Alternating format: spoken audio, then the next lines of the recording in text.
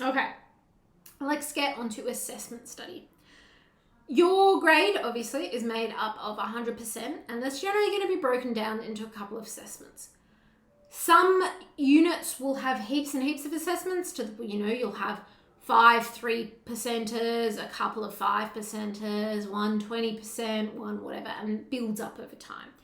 Now, that's a bit gross when you first see it, when you first log on to your timetable, your Moodle, Canvas, whatever, and see that. It's like a bit of like that's a lot of work. But it just keeps you consistent.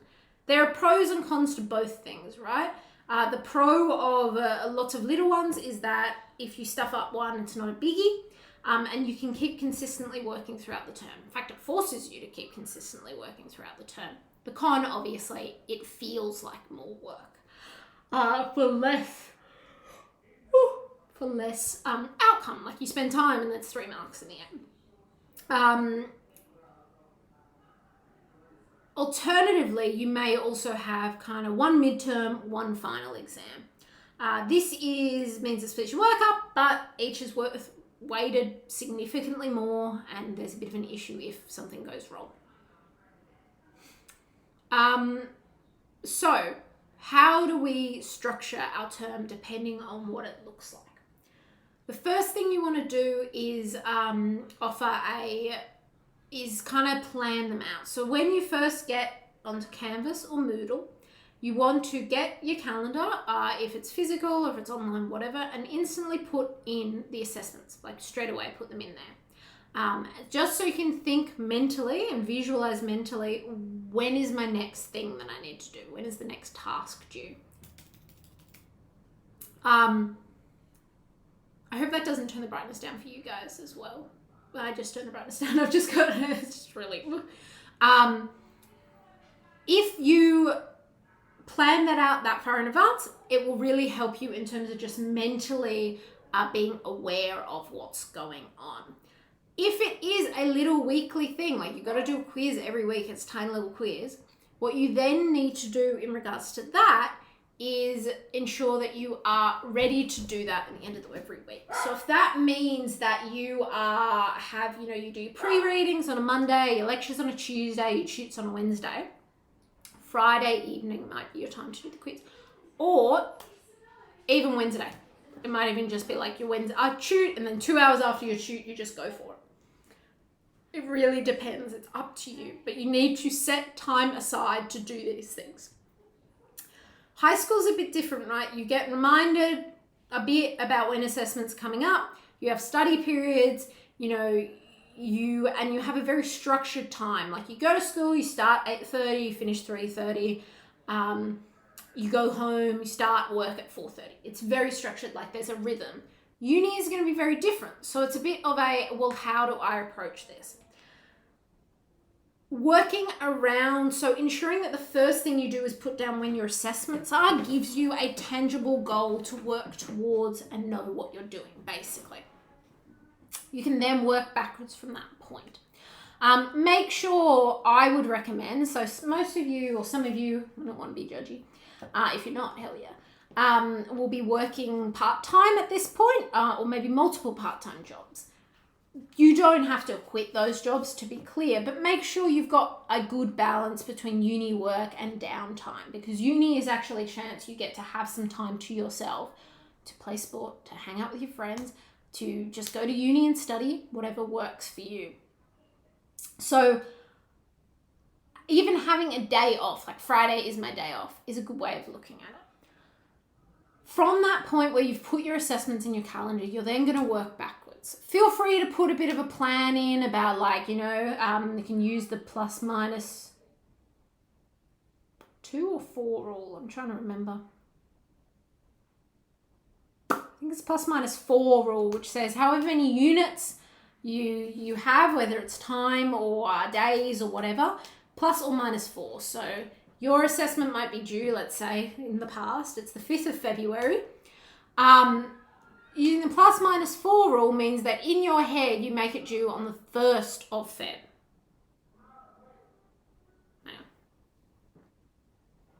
Yeah, on the 1st of Feb. I just wanted to check I wasn't going to stuff that up. You're going to make it due on the 1st of Feb. Now, what that then means is that you structure your time around the 1st of Feb. So it might be on the 31st of Jan, then I'm going to have final draft done. On the 29th of Jan, I'm going to start doing referencing, that type of stuff.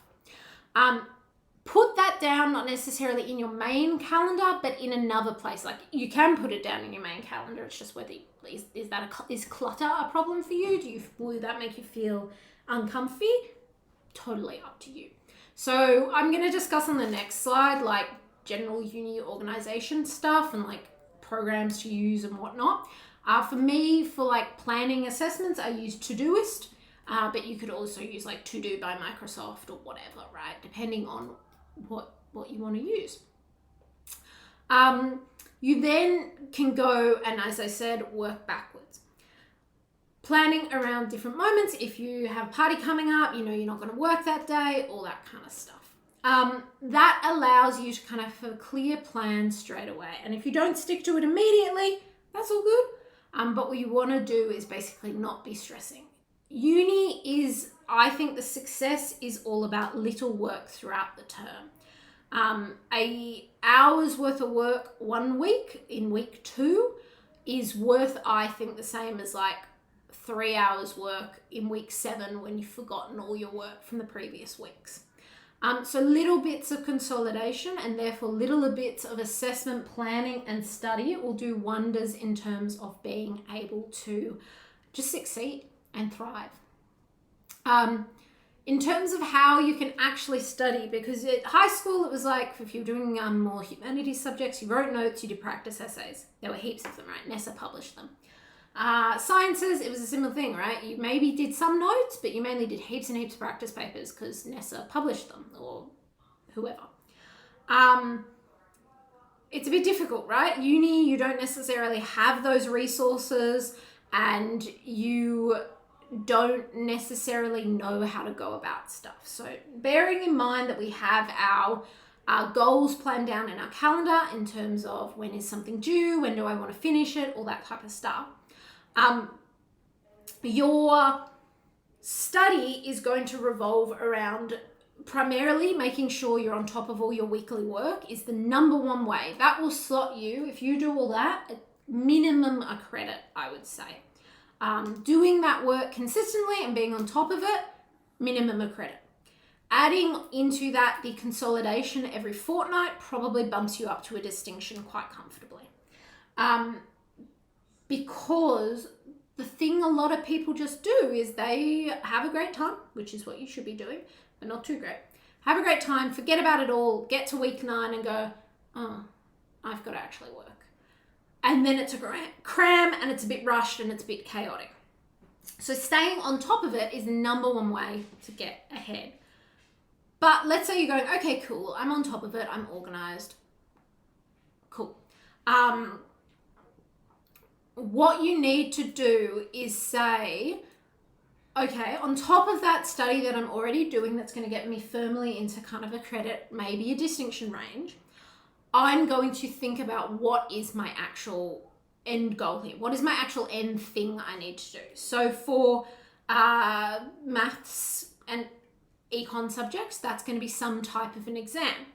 Most lecturers will publish previous exams or practice questions or something. And they always put it there and they're like, it's optional. We won't go through it in class, but it's similar to your exam. And everyone only hears the first 2 points and it's like, okay, I won't do it then.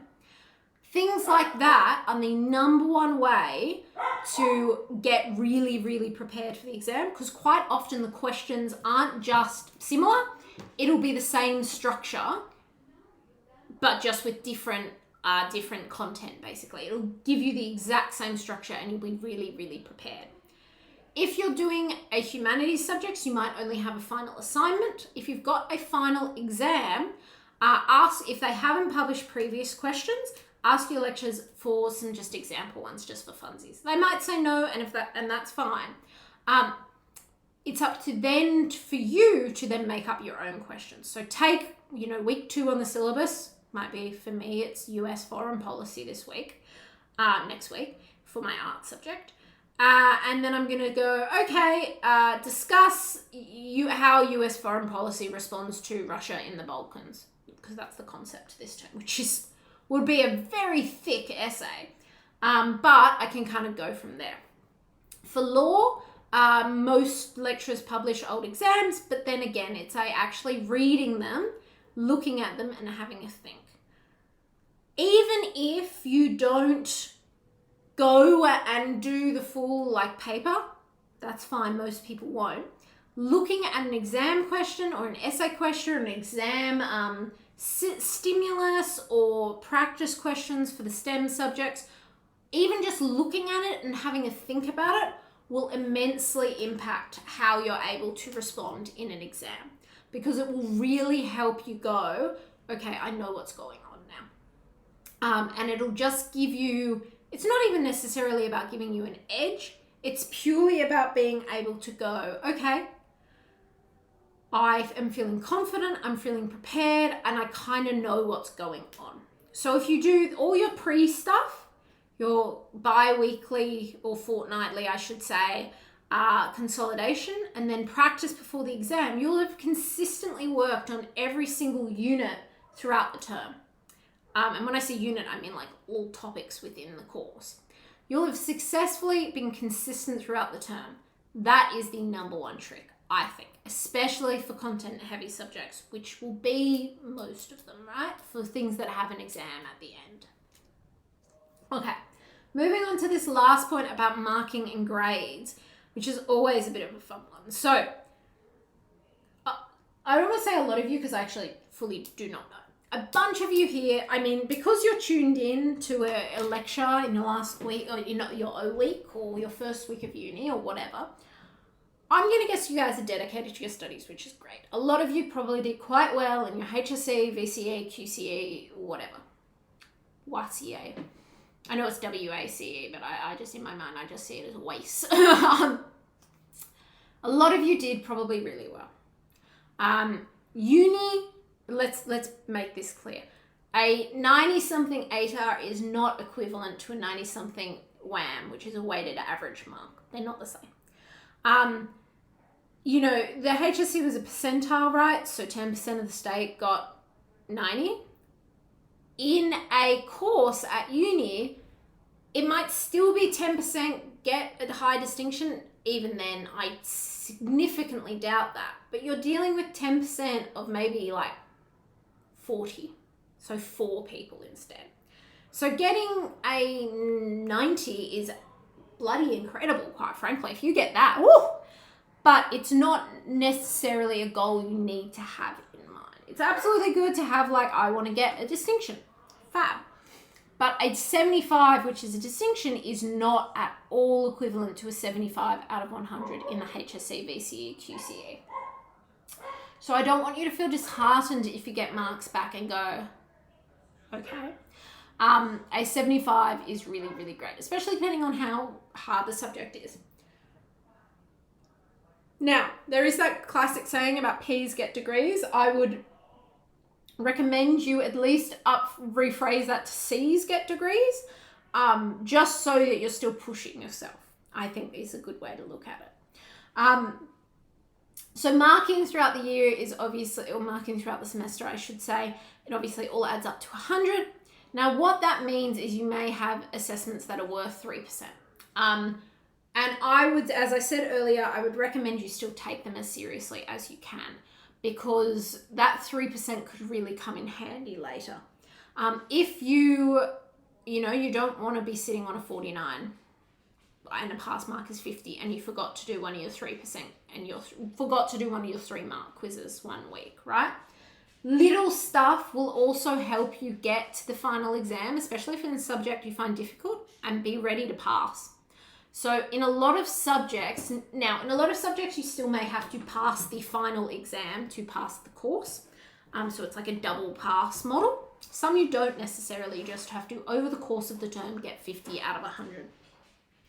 Sometimes you will be in a course and you will get 50 out of 100 or 45 out of 100 before the final exam has started.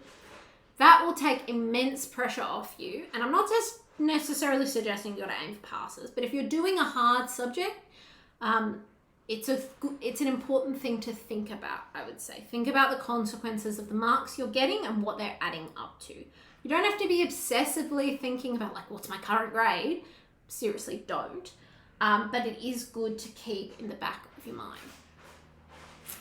As I said, grades, high distinctions and whatnot don't correspond to band 6s. They're not really the same.